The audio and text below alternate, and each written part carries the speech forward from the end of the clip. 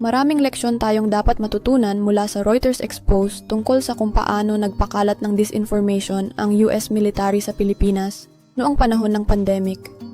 Isa sa pinakamahalagang punto dito ay kung paano pigilan ang Pilipinas at China na matransform ang relasyon nila mula sa enmity papuntang amity. Simple lang ang propaganda ng US military. Siguraduhin na ang Filipino masses ay laging makikita ang China bilang threat na magtatali naman sa kamay ng mga leader na gustong manalo sa eleksyon. Bakit gustong gawin ito ng US? Taiwan. Ang long-term goal ng US ay pigilan ang unification ng Taiwan at ng Chinese mainland. Ang totoong agenda ng US ay panatilihin ang Pilipinas bilang bahagi ng theater of war nila laban sa China.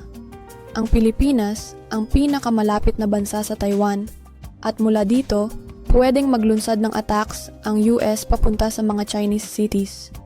Para ma-justify ang massive military presence nila sa Pilipinas, kailangang siguraduhin ng United States na mananatiling nasa permanent crisis ang relasyon ng Pilipinas at China.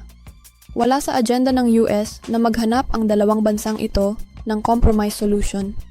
Sa pamamagitan lang ng pagpapanatiling permanent threat ang China sa Pilipinas, matutupad ng US ang long-term goal nito na magkaroon ng pangmatagalang presensya sa teritoryo ng bansa. Kung babalikan ang nakaraang 10 taon, makikita kung paano siniguro ng US na palaging ma-perceive ang China bilang threat ng Pilipinas. Una, hinayaan ang China na magkaroon ng ilang fait accompli sa South China Sea, Scarborough Shoal, Artificial Islands. Walang intensyon ang US na pigilan ang China sa mga ito. Hindi nila ginawa noong Scarborough Shoal Crisis, hindi rin nila ginawa pagdating sa Artificial Islands. Sa pagpayag na magawa ng China ang serya ng fait accompli na ito, napunta ang Pilipinas sa permanent crisis kasama ang China, kaya naging relasyon ito ng tuloy-tuloy na enmity.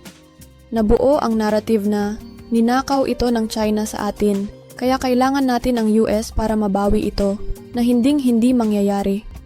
Patuloy na i-justify ng US ang presensya nila bilang paraan para i-deter ang Chinese actions, kahit hindi ito tugma sa empirical reality. Umabot pa sa punto na in-escalate ng US military propaganda ang narrative nila para kumbinsihin ang mga Pilipino na sasakupin ng China ang buong Pilipinas. Pangalawa, pinipigilan ng US military propaganda ang anumang joint development efforts ng Pilipinas at China. Ang pinakaunang naaalala ko ay ang Joint Seismic Mutual Understanding ng Pilipinas, Vietnam at China noong Arroyo administration. Noong in-interview ko si former President Arroyo sa show kong Statecraft noong 2021, tinanong ko siya kung ano ang posisyon ng US doon. Sinabi ni President Arroyo na may mga US bureaucrats na tumututol sa joint venture. Dinala niya ito kay President Bush na nagulat na may mga US bureaucrats na kumokontra sa isang research project. Pinaka-agresibo ang propaganda laban sa joint ventures ng Pilipinas at China noong panahon ni Duterte. Halos araw-araw, Western media at mainstream Philippine media ay inu-undermine ang diplomatic efforts ng Duterte administration. May mga Filipino pundits na beholden sa Pentagon na siniguro na hindi ito matatanggap ng mga Pilipino, nilalabelan ito bilang capitulation, selling out, death trap, at iba pa. Sinamantala ng mga pundits na ito ang kakulangan ng impormasyon ng maraming Pilipino tungkol sa kung paano gumagana ang joint ventures. Kung naging successful ang Pilipinas at China sa pagbuo ng joint partnerships, ventures, at development, magbabago ang relasyon nila mula rivalry tungo sa partnership dahil pareho silang may stake sa tagumpay ng cooperative arrangement. Ang alternatibo nito ay perpetual enmity, isang zero-sum game sa pagitan ng Pilipinas at China, na gustong mangyari ng United States ng tuloy-tuloy dahil ito lang ang sitwasyon kung saan maipapakita ng US ang sarili bilang mesaya na kailangan ng mga Pilipino. Tanungin ninyo ang sarili ninyo. Ilang beses ba nag-initiate ang United States ng diplomatic talks sa pagitan ng Pilipinas at China? Wala. Pangatlo, hindi kailanman susuportahan ng US ang territorial sovereignty claim ng Pilipinas. Dahil ibig sabihin nito ay kakalabanin nila hindi lang ang Chinese mainland, kundi pati ang Taiwan na may parehong claim tulad ng Beijing, Vietnam at Malaysia. Napaka-idiotic isipin na lalaban ang US sa alinman sa mga bansang ito para lang sa Pilipinas.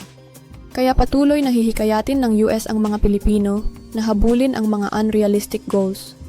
Sa pagpapanatili sa kanila sa estado ng pag-asa na makakamit nila ang mga ito sa tulong ng US, mananatiling nasa permanent crisis ang Pilipinas kasama ang China.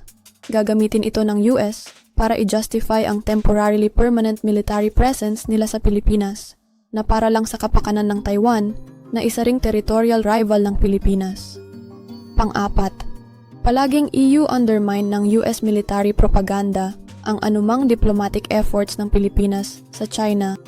Ilang beses ba nagkaroon ng high-level meeting ang ating Foreign Affairs Secretary sa kanyang counterpart sa Beijing sa nakaraang 2 taon?